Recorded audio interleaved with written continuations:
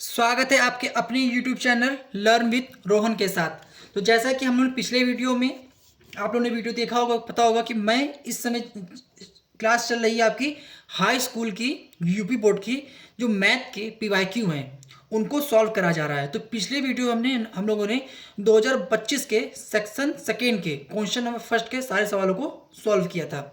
तो उसी पढ़ाई में हम लोग अपने पढ़ाई को आगे बढ़ाएंगे। आज हम सेक्शन सेकेंड के क्वेश्चन नंबर 2 को सॉल्व करेंगे। क्वेश्चन नंबर 2 को सॉल्व करना स्टार्ट करते हैं। तो पहला क्वेश्चन क्या कहता है कि किसी एपी का 17वां पद उसके 10वें पद से 7 अधिक है, तो इसका सर्वांतर ज्ञात कीजिए। तो चलिए स्टार्ट करते हैं हम लोग। तो आप लोगों ने फॉर्मूला पढ़ा ही होगा कि एन पदों का कैसे निकालते हैं। तो सवाल क्या कहता है, कहता है कि एपी का, इसको मैं किनारे कर देता हूं, एपी का 17वां पद उसके 10वें पद से कितना अधिक है बच्चों? 7 अधिक है। 7 अधिक है। ठीक, अब हम सवाल पे लौटते हैं अपने। तो पहले तो हम फॉर्मूला लिखते हैं कि कैसे। तो फॉर्मूला आपने पढ़ रखा होगा समांतर श्रेणी का।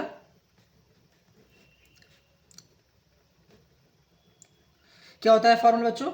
A N equal A plus N minus 1 D. और पहला क्या है 17वां पद के लिए, तो 17वें पद के लिए फॉर्मूला क्या बन जाएगा आपका? ए 17 प्लस ए प्लस 17 माइनस 1 माइनस डी। ठीक, इसको थोड़ा सॉल्व कर लीजिए। तो ए 17 ए प्लस 17 माइनस 1 करें तो 16 डी। इसको इक्वेशन नंबर फर्स्ट कर लीजिए। अब सेम चीज हम 10वें पद के लिए निकालेंगे। तो 10वां पद का फॉर्मूला क्या होगा? 10वां पद तो A 10 equal A plus 10 minus 1 D. इसको भी थोड़ा सॉल्व कर लीजिए। A 10 equal A plus 10 minus 1 9 D. Equation number इसको सेकेंड मान लीजिए। ठीक, अब हम करेंगे प्रश्न के अनुसार। क्या कह रहा है प्रश्न? क्या लिखेंगे प्रश्न के अनुसार? देखिए क्या कहता है प्रश्न। पहला क्या क्वेश्चन थी कि पहला प्रश्न कह रहा था कि अभी देखिए दोनों पद सेम सेम है, तो जो ए प्लस है दोनों में क्या, ए प्लस 16 डी इक्वल होगा ए प्लस 9 डी। ठीक, क्या कह रहा था? कह रहा था कि एपी का 17वां पद, 17वां पद ये वाला था आपका, देखिए ये वाला पद था 17वां वाला। तो एपी का 17वां पद उसके 10वें पद से 7 अधिक है। तो ये देखिए क्या कह रहा है, 17वां पद 10वें पद से 7 अधिक है, तो ये ऑलरेडी क्या है, ज्यादा। कितना ज्यादा है? 7। तो कमी किधर हो रही है? कमी हो रही है इधर। तो इसको 7 क्या करेंगे हम लोग? दे देंगे मतलब कि प्लस कर देंगे, +7। अब दो तरीके से कर सकते थे। इसके पास 7 ज़्यादा था तो यहाँ -7 भी कर सकते थे। इसके पास 7 कम था तो हमने 7 इसको दे दिया। ठीक, तो अब उस इधर -7 भी कर सकते हैं और इधर +7 भी कर सकते थे। ठीक, अब इसको सॉल्व करते हैं। ए से एक कैंसिल हो जाएगा। ठीक, अब जो सेम ग्रुप के लोग हैं उनको इधर बोला, जैसे डी वाला है इसको इस साइड कर लीजिए, लेफ्ट साइड 16 डी प्लस का 9 डी इधर आएगा तो माइनस का 9 डी, और इधर क्या बचेगा बच्चों? 7। 16 में से 9 डी जाएगा तो कितना बचेगा? 7 डी इक्वल में 7। और तो डी बराबर क्या आ जाएगा? 7/7। तो सॉल्व करें क्या आ जाएगा? 1। तो सर्वांतर क्या आ गया?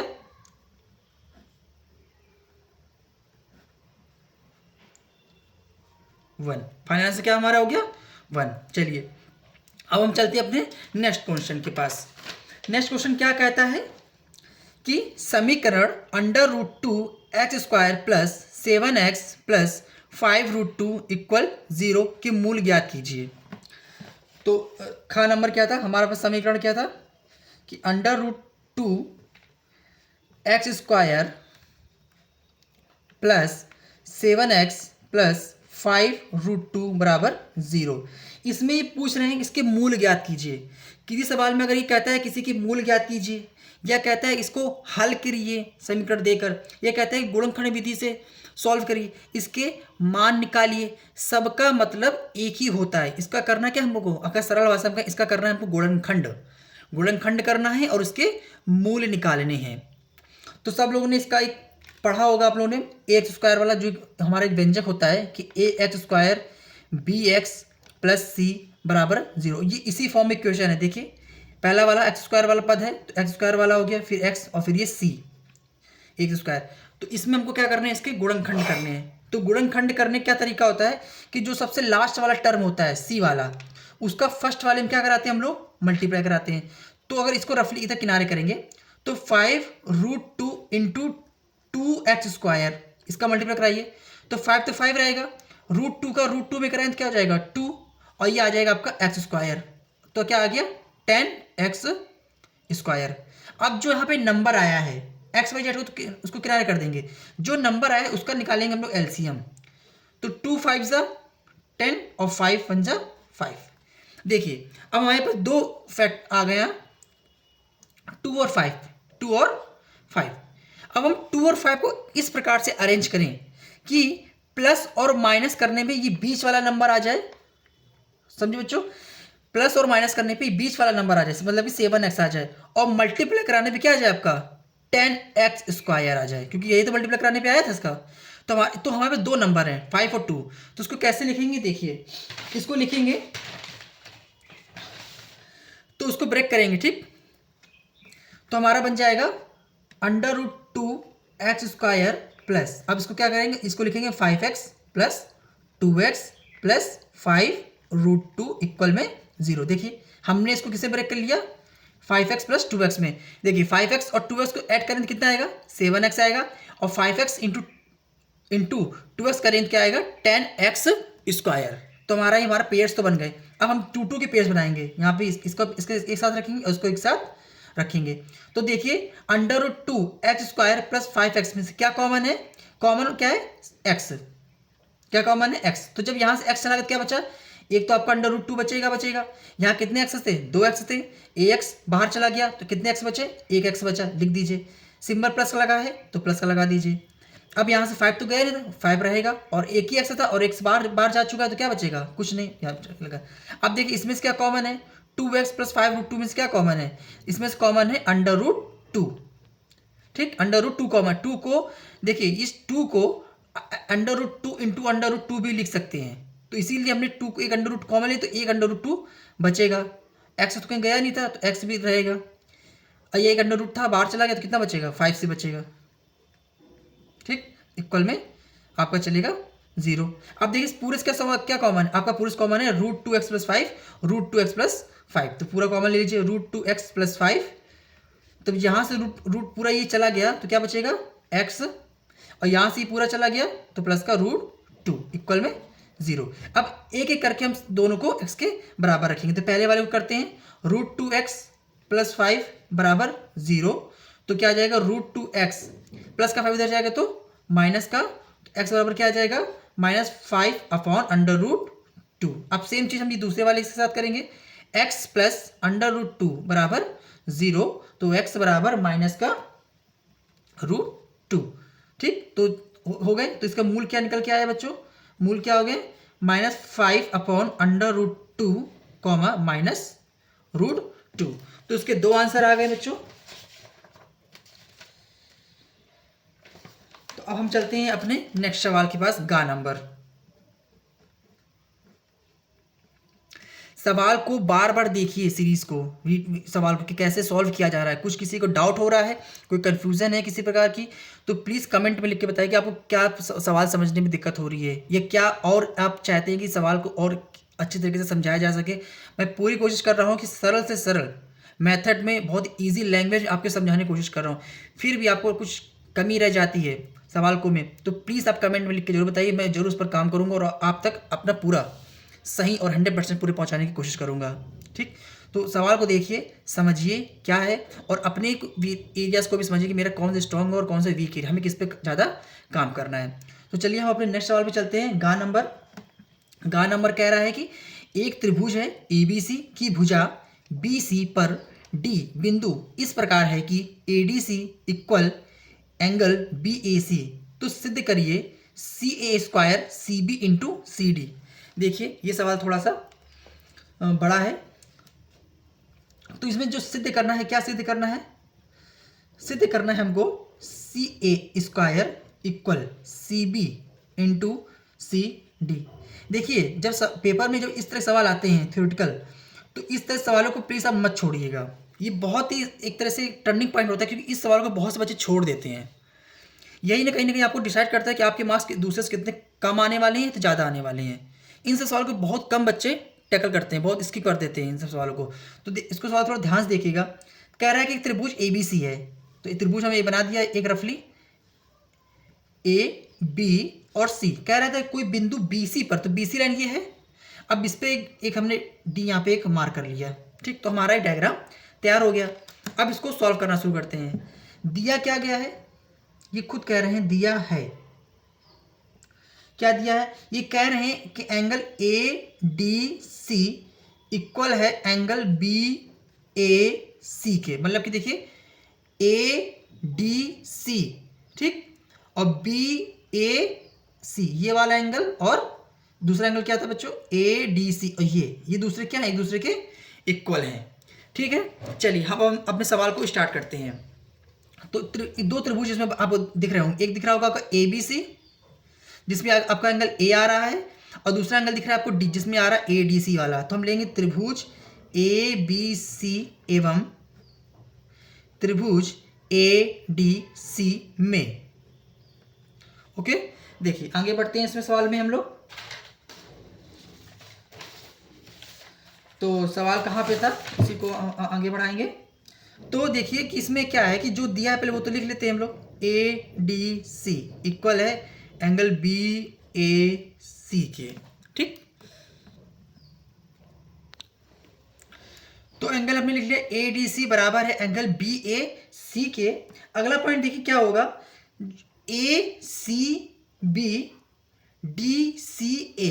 देखिए एंगल ACB बराबर एंगल DCA क्या है? उभयनिष्ठ। उभयनिष्ठ मतलब क्या होता है? जो दोनों में उभयनिष्ठ कोण। देखिए जब हम चल रहे हैं ACB, तो इधर से ये कॉमन आ रहा है, और फिर DC चले तो दोनों में ये एंगल क्या हो रहा है? कॉमन हो रहा है कि नहीं? तो ये एंगल आपका ये हो गया। तो देखिए जब ये दोनों ट्रायंगल क्या हो गए? समांतर अब प्रूफ हो जाएंगे। तो आप देख सकते हैं ट्रायंगल ABC ADC, जब दो त्रिभुज सर्वासम प्रूफ हो जाते हैं, सिद्ध हो जाते हैं, तो उनकी भुजाएं, उनके कोण भी एक दूसरे क्या होते हैं? सेम होते हैं। तो बाई CPTC करेंगे, बाई CPCT। ओके बच्चों, तो इससे क्या होगा कि तो AB बराबर होगा AC के, और फिर AC बराबर होगा आपका BC के। अब इसी की पैरेलल दूसरा वाला त्रिभुज कौन था? ADC, तो उसका भी AB AD के बराबर होगा। तो AB किसके बराबर होगा? AD के। AC बराबर होगा आपका जाके DC के, और BC किसके बराबर होगा? AC के, ठीक। हमें देखिए प्रूफ क्या करना था, हमको CA लाना था। तो CA इसके पास है, तो हम इन दोनों को एक साथ इक्वेशन को इक्वल कर लेंगे। तो AC बराबर DC इक्वल BC बराबर AC। अब यहाँ पे क्रॉस मल्टीप्लिकेशन करेंगे हम। देखिए तो AC into AC equal DC into BC, ठीक। तो यहाँ क्या बना आपका सवाल, इसको यहाँ पे कर देते हैं। तो AC का होल स्क्वायर और DC इंटू BC। ये देखिए आपका, ये तो प्रूफ कर रहा था, ये आपका प्रूफ्ड हो गया। ओके, देखिए AC स्क्वायर BC, उसको इधर लिख लिया, और ये CD, ये देखिए ये और ये आपका प्रूफ हो गया। चलिए चलते हैं नेक्स्ट सवाल पे। नेक्स्ट सवाल भी आपका इसी ज्यामिति, थोड़ा सा ज्योमेट्री का ही है। तो नेक्स्ट सवाल पे लौटते हैं। क्या कहता है? कहता है कि एक चतुर्भुज ABCD किसी वृत्त के परिगत खींचा गया है, सिद्ध कीजिए AB plus CD equal AD plus BC होता है। तो एक चतुर्भुज है। क्वेश्चन नंबर क्या है? क्वेश्चन नंबर आपका घ नंबर है कह रहा है कि एक चतुर्भुज है, तो एक चतुर्भुज ए बी सी डी किसी वृत्त के परिगत खींचा गया है। तो मतलब पहले क्या बनाएंगे हम लोग, एक बनाएंगे वृत्त, ठीक। अब इसके चारों एक हमको क्या बनाना है, चतुर्भुज, जो उसके स्पर्श करता हुआ, इसको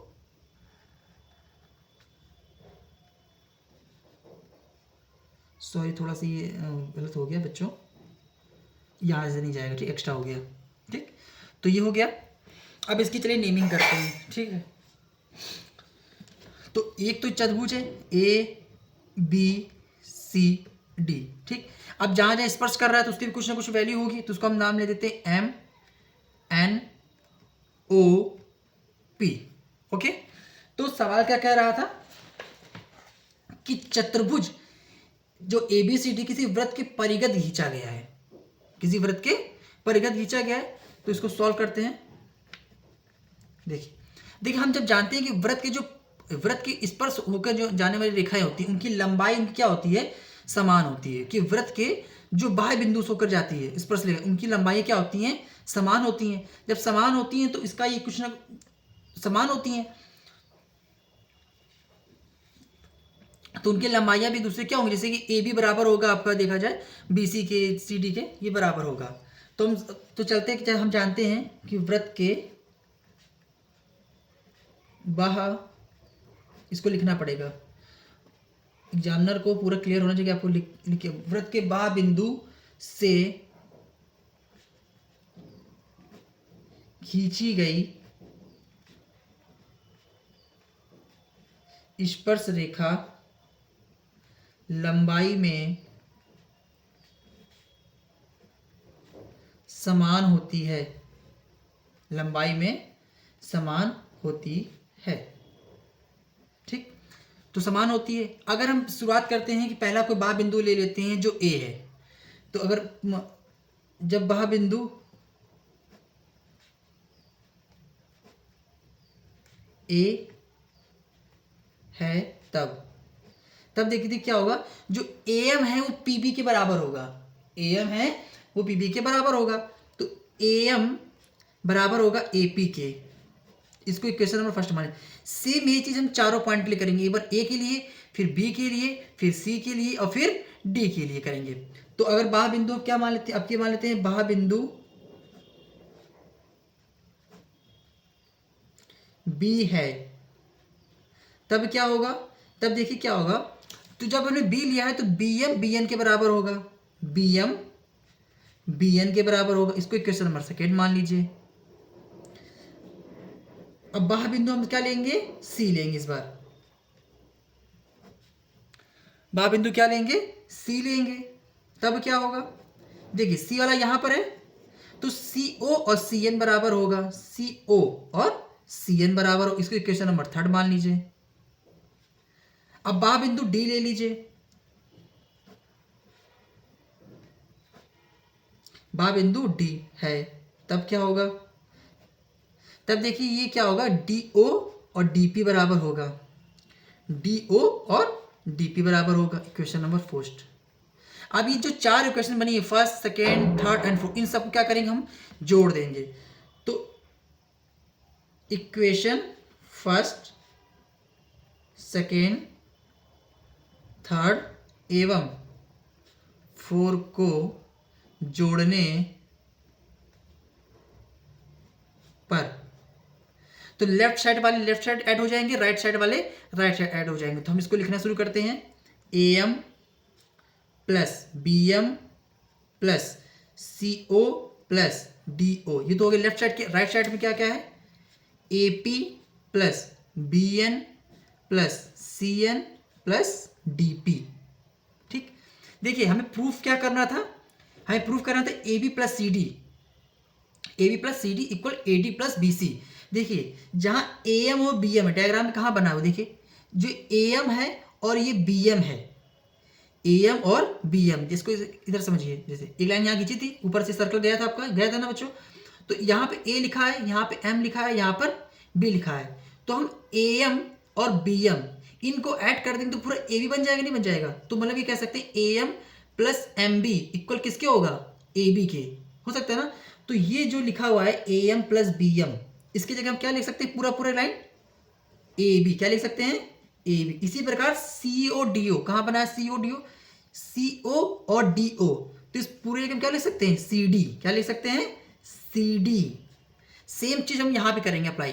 अब यहाँ लिखा है A P plus B N, तो डायग्राम देखिए कहाँ पर है आपका ए पी है, ए पी प्लस, देखिए A P plus B N, इसको पास में रखिए। देखिए इसमें थोड़ा सा पहले इसको ऑर्डर में लगाना पड़ेगा, तो ए पी को पास में रखिए और डी पी को उसके पास में रखिए, plus B N plus C N. इधर का देखिए तो हमारा लेफ्ट साइड प्रूफ हो चुका है, तो A P plus C D.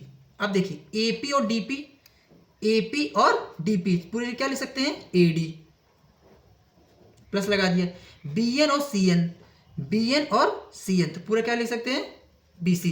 तो हमारी इक्वेशन क्या बन गई, A P plus C D plus A D plus B C. देखिए हमको यही प्रूफ करना था, ये हमारा प्रूफ्ड हो गया। ठीक, अब चलते हैं हम अपने नेक्स्ट सवाल के पास।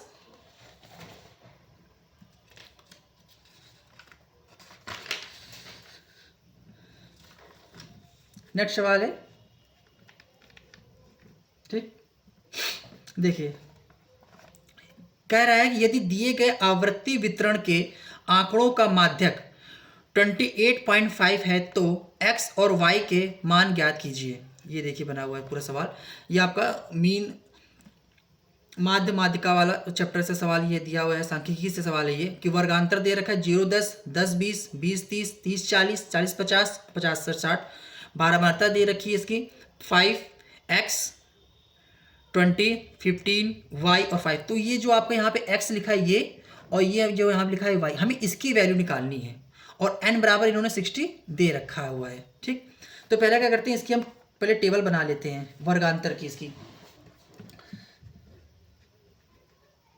तो जो टेबल पहले हम इसकी तैयार कर लेते हैं कि वर्गांतर कितना है, 0 से 10, 10 से 20, 20 से 30, 30 से 40, 40 से 50, 50 से 60। ठीक, अब इसकी हम बारंबारता लिख लेते हैं।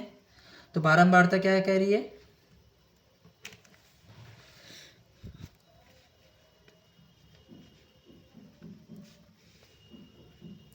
बारंबारता है 5x 20 15 y एंड 5। अब इसके हम संचयी बारंबारता इसको लिख लेंगे। अब इसके संचयी बारंबारता हम लोग इसके लिखेंगे। तो संचयी बारंबारता क्या है, इसको क्यूमुलेटिव फ्रीक्वेंसी भी बोलते हैं, अगर इंग्लिश में अगर आप जानना चाहें तो क्यूमुलेटिव फ्रीक्वेंसी भी इसको बोला जाता है। तो संचयी बारंबारता, संचयी बारंबारता क्या होता है कि जो पहली वाली बारंबारता होती है उसको तो एज लिख देंगे, और जो नेक्स्ट उसके बाद आती है उसको पहली वाली में ऐड करके लिखते जाते हैं। जैसे कि देखिए इसका तो 5 ही हो जाएगा। अब 5 के नीचे क्या x है, तो 5 में प्लस x ऐड करेंगे, एक वेरिएबल एक नॉन वेरिएबल है, ऐड तो होगा नहीं, लेकिन इसी फॉर्म में बस इसको लिख देंगे। फिर इसमें इसको ऐड करेंगे तो क्या हो जाएगा, 5 20 तो 25 हो जाएगा, तो 25 प्लस x हो जाएगा। अगेन इसको करेंगे तो ये हो जाएगा आपका 40 प्लस x हो जाएगा।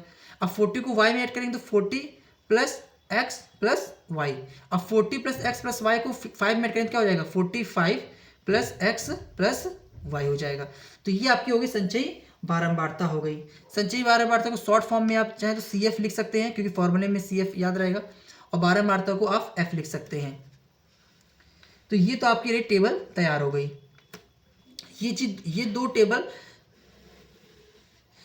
चीज आपके एग्जाम में दी थी क्वेश्चन पेपर में, और आपने इसको तैयार किया संचयी बारंबारता को जोड़ के। ठीक, अब जो दिया है उसको लिख लेते हैं। माध्यिका कितनी दी थी,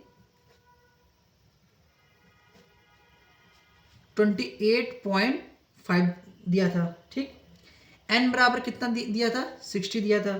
ठीक, जो वर्ग अंतराल है वो 20 में 30 में आ रहा है। देखिए हमें जो निकालना है माध्यिका का वर्ग, हमें इसका निकालना है, क्योंकि देखिए अब इसकी वैल्यू पूछ रहा है तो हम पहले इसकी वैल्यू निकालेंगे। ठीक है, 20 से 30 वाले की निकालेंगे। हम 20 कर लिया है, तो कि कहीं ना कहीं देखिए जो 28 है माध्यिका वो इसी में कहीं 20 और 30 के बीच ही में तो आएगी। जो माध्यिका 28.5 लिखा हुआ है वो वर्ग अंतराल 20 और 30 के बीच में आएगी, और 20 और 30 के बीच की फ्रिक्वेंसी क्या दे रखी है 20, तो ये हमारा हो गया आपका एफ। तो एफ बराबर यहाँ से क्या निकल के चला आया 20, और फ्रिक्वेंसी के जस्ट ऊपर जो आती है उसको बोलते हैं क्यूमुलेटिव फ्रिक्वेंसी। तो ये जो 5 + x है इसको मानेंगे हम सी एफ। देखिए ये सब वैल्यू अभी आप फॉर्मूले में पुट करेंगे तो और समझ में आ जाएगा। तो देखिए हमने यही वाली क्यों ली 20 से 30, क्योंकि इन्होंने माध्यिका को दे रखा था कि 28.5 है, तो समझिए 28.5 20 और 30 के बीच में ही तो कहीं एग्जिट करेगी, 10 से 20 में तो करेगी नहीं, क्योंकि यहाँ से 20 से तो खत्म हो गया, ये तो 20 के आगे जा रही है।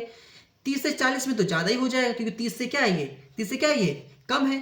तो आपके 20 और 30 के वर्ग अंतराल के बीच में ही ये माध्यिका निकलेगी, और वर्ग अंतराल के सामने ही इसकी क्या होती है फ्रिक्वेंसी, और फ्रिक्वेंसी जस्ट ऊपर वाला जो पद होता है एक लाइन पीछे जाके वो होती है क्यूमुलेटिव फ्रिक्वेंसी। ठीक, तो हमने वर्ग अंतराल क्या ले लिया, वर्ग अंतर लिया हम लोगों ने 20 और 30 में।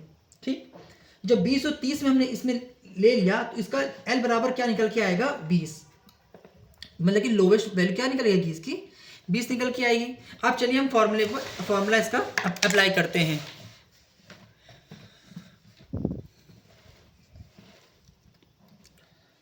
तो फॉर्मूला अप्लाई करते हैं, क्या है फॉर्मूला, माध्यिका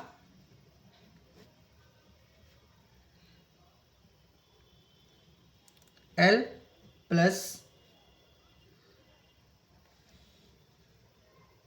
n/2 CF अपॉन F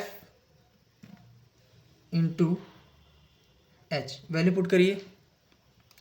तो माध्यिका कितनी दे रखी है 28.5, L कितना निकाला उन्होंने 20, N कितना था 60/2, और CF कितना निकाला हम लोगों ने 5 + H। इसको ब्रैकेट में लिखिएगा 5 + H। अब बड़ा वाला ब्रैकेट लगाइए, और F के बराबर कितना था हमारे पास 20, और H बराबर कितना था हमारे पास, वर्ग की माप कितनी 10 का तो अंदर जा रहा है, तो H बराबर कितना था हमारे पास 10। इसको चलिए सॉल्व करते हैं।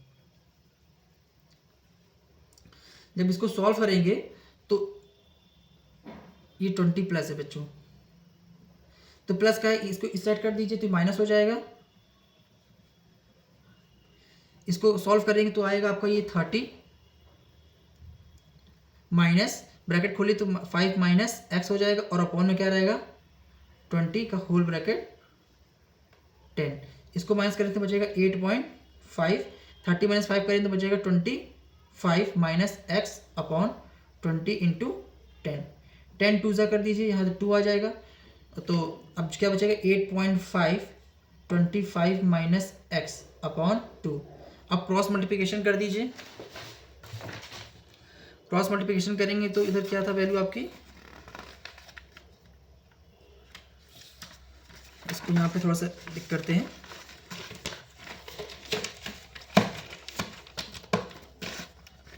तो क्या थी, तो 8.5 × 2 25 - x।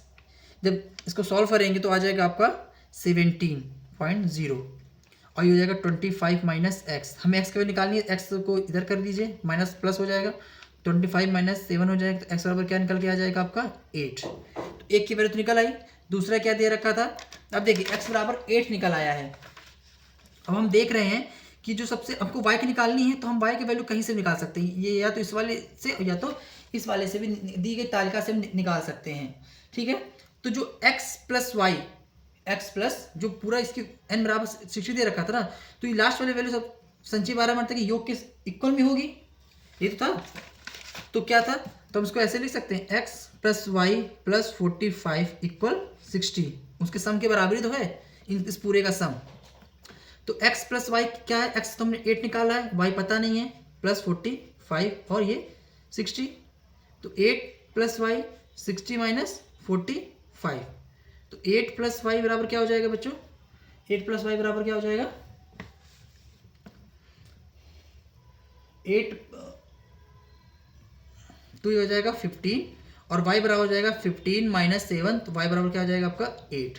तो देखिए y बराबर आ गया 8, x बराबर आ गया आपका 8, तो ये दो आंसर आपके क्या हुए कंप्लीट हुए। ठीक, अब हम लोग चलते हैं अपने नेक्स्ट सवाल के पास।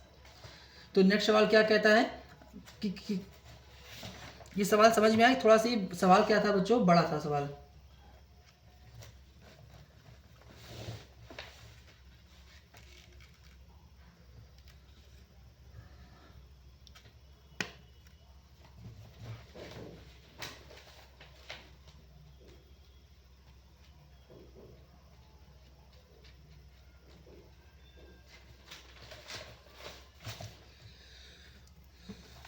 तो नेक्स्ट सवाल क्या कह रहा है, किसी कारण 12 खराब पेन 132 अच्छे पेन में मिल गए हैं। केवल देखकर यह नहीं बताया जा सकता कि कोई पेन खराब है या अच्छा। इस मिश्रण में से एक पेन यादृच्छता निकाला गया जाता है। निकाले गए पेन की अच्छा होने की प्रायिकता ज्ञात कीजिए। ठीक, तो 4 नंबर क्वेश्चन है।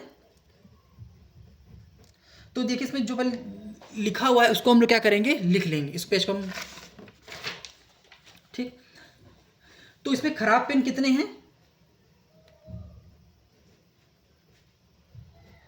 खराब पेन है यहाँ पे कितने, 12। अच्छे पेन कितने हैं, ये सवाल आपका प्रायिकता चैप्टर से है। अच्छे पेन कितने हैं, 132।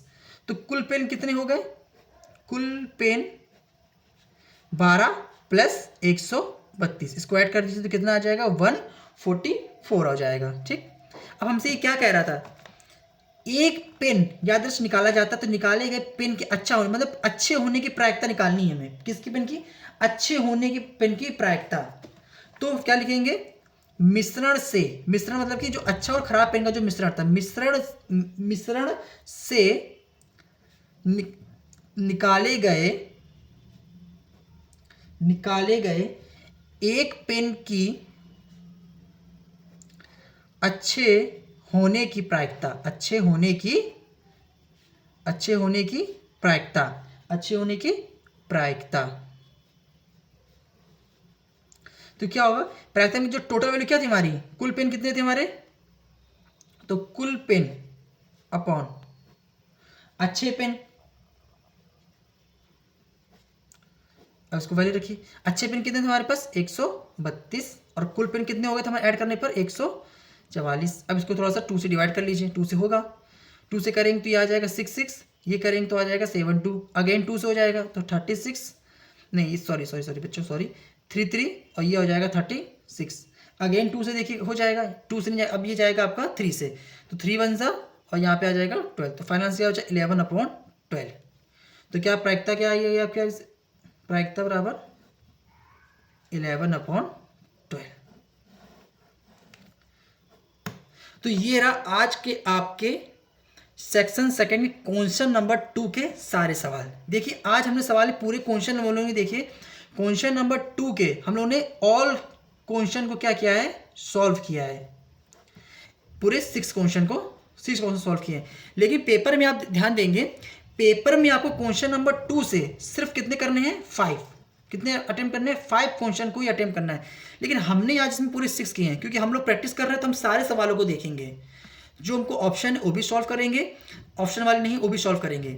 आपके पास एडवांटेज होगा एग्जाम हॉल के अंदर कि कोई 6 क्वेश्चन से कोई आपको 5 करने होंगे। तो यहाँ मैं कोई सवाल छोड़ नहीं रहा हूँ, जरूरी मैं जो सवाल यहाँ छोड़ दूँ वो वहाँ सवाल कंपलसरी में आ जाए कि वो करना ही होगा। तो इसीलिए हम यहाँ पे अपने क्लास में हर एक सवाल को सॉल्व करेंगे। तो देखिए आज हमने पूरे 6 सवाल सॉल्व किए क्वेश्चन नंबर 2 के। अब हम मिलते हैं अपने नेक्स्ट वीडियो में, जिसके जो बाकी बचे सवाल हैं इसके सेट नंबर 1 के बीवी के, उसको आगे हम सॉल्व करेंगे।